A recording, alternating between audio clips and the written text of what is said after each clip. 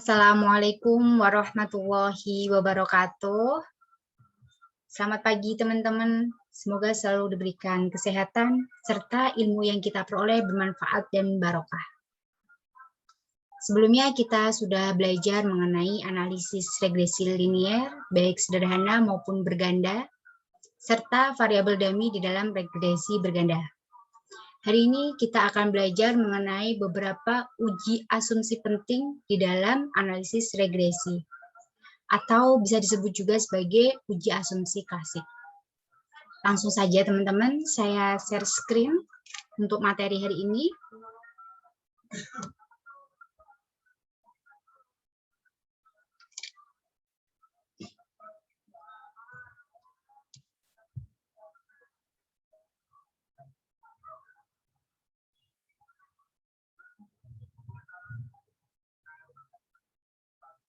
Beberapa asumsi penting di dalam regresi linier. Di dalam analisis regresi, terdapat beberapa asumsi penting yang harus dipenuhi dalam rangka memperoleh model regresi yang baik. Pelanggaran terhadap asumsi dapat menyebabkan kesalahan-kesalahan, di antaranya dalam estimasi, dan akibatnya adalah model yang dihasilkan salah. Terdapat 4 pelanggaran asumsi yang perlu diperhatikan. Yang pertama yaitu non-normalitas, untuk melihat apakah nilai errornya berdistribusi normal atau tidak. Di mana dasar pengambilan keputusan berkaitan dengan plot yang digunakan adalah sebagai berikut. Yang pertama, jika data menyebar di sekitar garis diagonal dan mengikuti arah garis diagonal, maka model regresi memiliki residual yang normal. Yang kedua, apabila data menyebar jauh dari garis diagonal dan tidak mengikuti arah garis diagonal, maka model asumsi tidak memenuhi asumsi normalitas. Di sini teman-teman juga bisa menggunakan uji Kolmogorov-Smirnov atau Shapiro-Wilk, di mana apabila terjadi normalitas, teman-teman dapat melakukan perbaikan dengan melakukan transformasi data, menghapus outlier, atau teman-teman bisa menambahkan data observasi, seperti itu. Selanjutnya yaitu mengenai heterokedasitas, yaitu untuk melihat apakah terdapat ketidaksamaan variansi error dari suatu pengamatan ke pengamatan yang lain. Dasar pengambilan keputusan berkaitan dengan plot yang digunakan adalah sebagai berikut. Yang pertama, jika terdapat pola tertentu, yaitu jika titik-titiknya membentuk pola tertentu dan teratur, maka diindikasikan terdapat masalah heterokedasitas.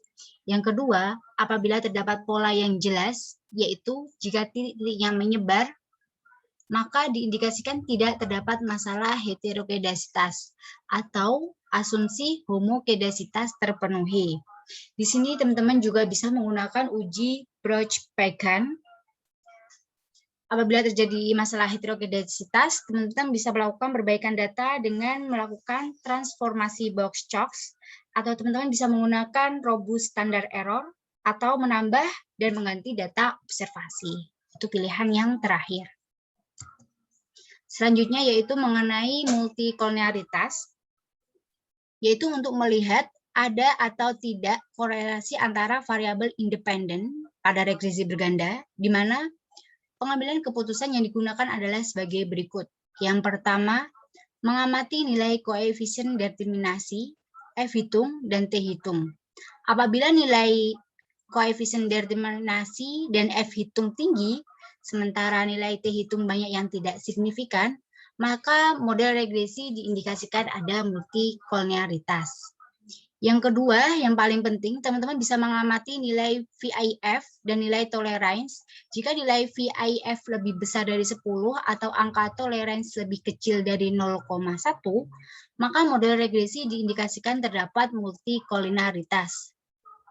Selanjutnya, teman-teman bisa mengamati nilai korelasi antara dua variabel independen. Jika nilai korelasi antar variabel independen melebihi 0,8, maka model regresi diindikasikan terdapat masalah multikolonialitas. Untuk melakukan perbaikan, teman-teman bisa menerapkan PCA, atau teman-teman bisa menghapus variabel prediktor yang terkena multikolonialitas, dan teman-teman juga bisa menambahkan data observasi. Yang terakhir yaitu mengenai autokorelasi, yaitu untuk melihat apakah terdapat korelasi antara suatu periode T dengan periode sebelumnya, di mana teman-teman bisa menggunakan uji yang namanya uji Durbin-Watson. Untuk pengambilan keputusannya, yang pertama, apabila diperoleh nilai uji Durbin-Watson-nya di bawah negatif 2, maka diindikasikan bahwa ada autokorelasi positif. Dan apabila didapatkan nilai Durbin-Watson-nya antara negatif 2 sampai 2, maka diindikasikan tidak ada autokorelasi. Dan yang terakhir, apabila didapatkan nilai Durbin-Watson-nya di atas 2, maka diindikasikan adanya autokorelasi negatif. Seperti itu, teman-teman. Untuk contohnya, kita buka modul halaman 27, modul 4 yang kemarin uji dummy. Berdasarkan data tersebut diperoleh model tanpa intercept, yaitu Y-topi seperti di bawah ini. Sekarang kita akan menyelidiki apakah terdapat pelanggaran asumsi dalam model tersebut. Jadi kita akan menyelidiki apakah model ini terdapat pelanggaran asumsi ataukah tidak. Langsung saja, yang pertama, untuk SPSS, yang pertama kita menginputkan data ke dalam lembar kerja SPSS. Selanjutnya kita melakukan uji asumsi, yaitu regression linear. Kita masukkan variabel dependent dan variabel independennya. Selanjutnya untuk pengecekan uji normalitas dan heterogenesitas, kita bisa klik plots.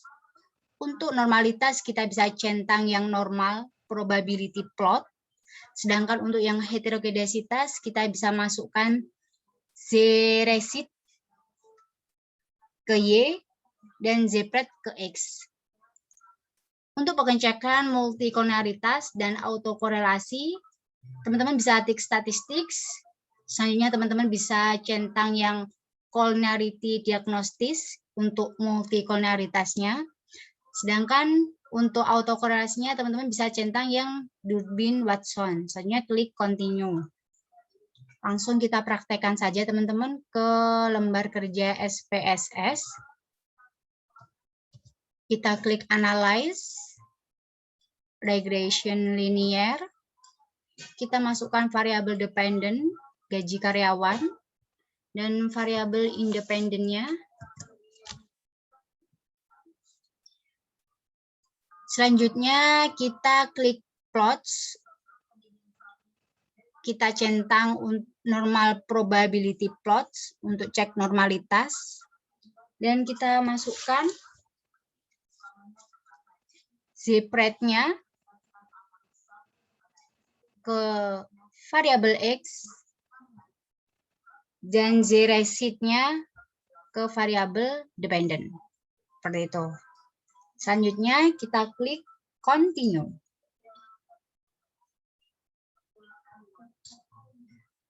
Setelah itu kita klik statistics. Kita centang collinearity diagnostis untuk cek multikolonialitas. Dan kita centang Durbin-Watson untuk cek autokorelasi. Kita klik continue. Karena di sini modelnya tanpa intercept, jadi saya centang, jadi saya nggak centang yang input constant in equation-nya, teman-teman. Selanjutnya kita klik OK. Ya, didapatkan output-nya.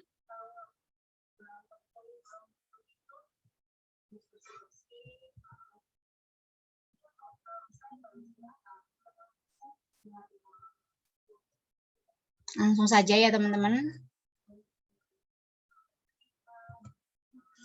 Output yang pertama yaitu mengenai variabel enter atau remove.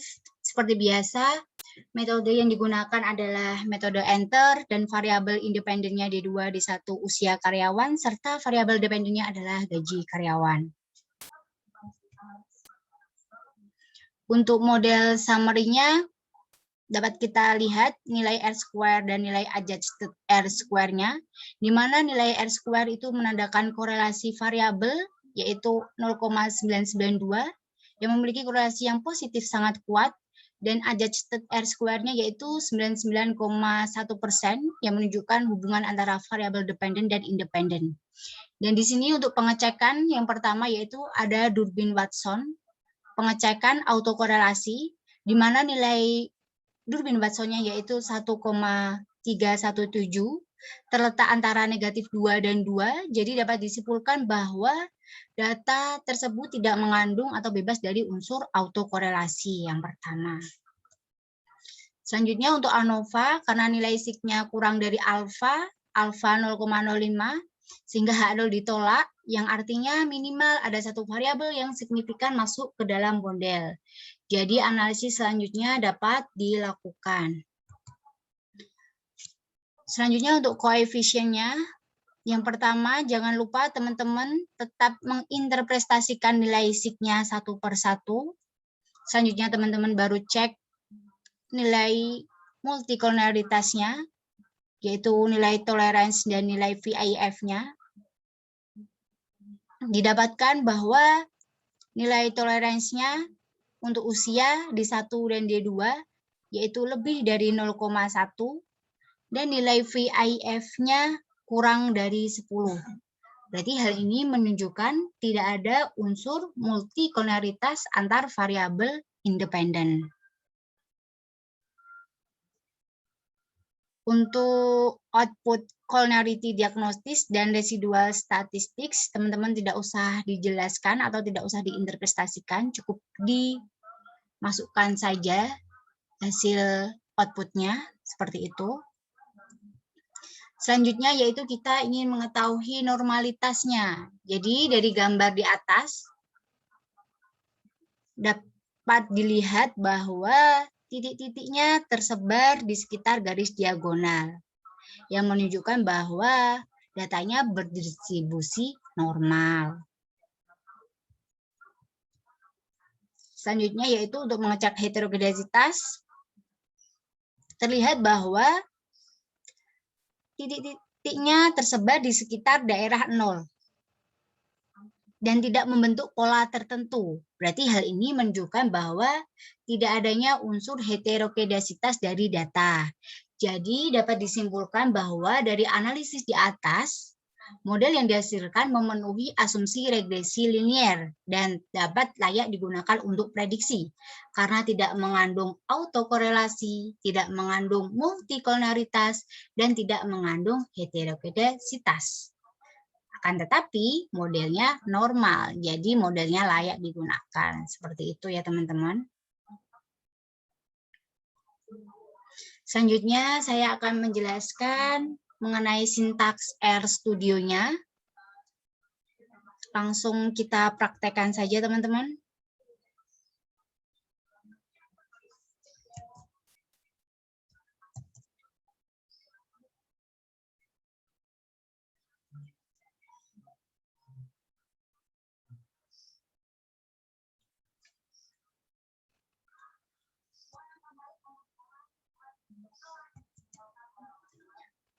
Jadi saya pakai model sama dengan readDelim, clipboard, model. Jangan lupa teman-teman untuk library-nya yaitu limtest sama car. Kalau belum teman-teman bisa download di package. Selanjutnya yaitu ini model regresi tanpa intrusive. Jadi model awalnya yang mana kita ingin mengetahui apakah terdapat pelanggaran di modelnya ataukah tidak, seperti itu. Untuk mengetahuinya, di sini kita akan menggunakan uji asumsi klasik. Yang pertama, data residual. Jadi datanya dibuat berdistribusi residual. Datanya residual. Sintaksnya residual model, yaitu menampilkan residual dari model. Setelah data residual, baru kita bisa melakukan uji asumsi klasiknya. Yang pertama, yaitu kita ingin mendeteksi adanya non-normalitas residual. Karena datanya kurang dari 50, jadi saya di sini menggunakan uji Shapiro test. Untuk sintaksnya Shapiro.test residual. Nah, teman-teman di sini bisa mengecek nilai p-value-nya, yaitu didapatkan p-value-nya 0,09875, yang mana untuk hipotesisnya H0-nya adalah residual berdistribusi normal, H1-nya residual tidak berdistribusi normal. Tolak H0 apabila nilai sig kurang dari alfa, karena nilai sig-nya p-value-nya lebih besar dari alfa, berarti H0 diterima, yang artinya residual berdistribusi normal. Seperti itu, teman-teman. Ini untuk pengetahuan saja. Yang perlu diinvestasikan, teman-teman bisa menggunakan plot untuk uji normalitas. Jadi ada dua sintaks. Yang pertama, teman-teman bisa menggunakan Kiki plot, residual, distribution norm, main normal Kiki plot. Ini yang mana titik-titiknya tersebar di garis diagonal, atau teman-teman bisa menggunakan sintaks Kiki norm residual dan Kiki line residual. Seperti ini. Sama aja ya, teman-teman. Selanjutnya kita akan mendeteksi heterokedasitas. Yang mana tadi saya sudah menjelaskan, untuk mendeteksinya teman-teman bisa menggunakan uji Braunschweigan. Untuk sintaksnya teman-teman bisa pakai BP test model dengan hipotesisnya H0 yaitu varian residual konstan, H1-nya varian residual tidak konstan. Didapatkan karena nilai sig-nya lebih besar dari alfa, berarti H0 diterima, sehingga varian residual konstan atau tidak terjadi heterokedasitas, seperti itu. Untuk plotnya ada dua, ini untuk plot satu persatunya seperti ini, teman-teman.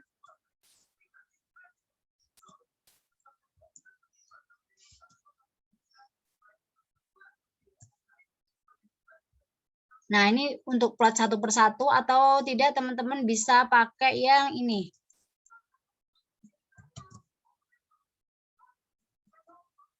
Ini untuk plot secara keseluruhannya, teman-teman. Ini untuk plot yang uji normalitas, dan ini untuk plot yang uji heterokedasitas. Didapatkan bahwa untuk plot heterokedasitas, titik-titiknya tersebar di antara daerah 0 dan titik-titiknya menyebar, tidak membentuk pola tertentu. Sehingga dapat disimpulkan bahwa tidak terjadi masalah heterokedasitas, seperti itu. Selanjutnya yaitu pendeteksian multikolonialitas. Di sini saya pakai nilai VIF dari model. Nah, didapatkan bahwa nilai VIF-nya kurang dari 10, sehingga tidak terjadi heterokedasitas. Sehingga tidak terjadi multikolonialitas. Maaf, teman-teman. Selanjutnya yang terakhir yaitu kita ingin mengecek autokorelasi, apakah terjadi autokorelasi atau tidak. Kita pakai uji Durbin-Watson dengan sintaksnya DW test model. Didapatkan Durbin-Watson-nya 1,3171, yang mana nilai ini terletak di antara negatif 2 dan 2, sehingga dapat disimpulkan bahwa tidak adanya autokorelasi di dalam model. Jadi sama saja ya, teman-teman. Seperti itu.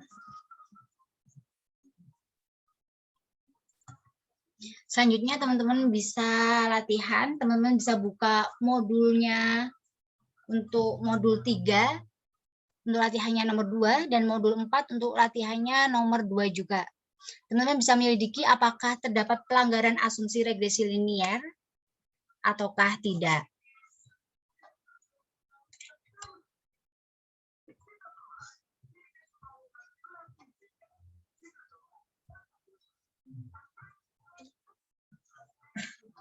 Semoga pembelajaran yang kita lakukan hari ini bermanfaat. Tetap semangat, teman-teman. Mungkin kita akhiri saja ya. Wassalamualaikum warahmatullahi wabarakatuh.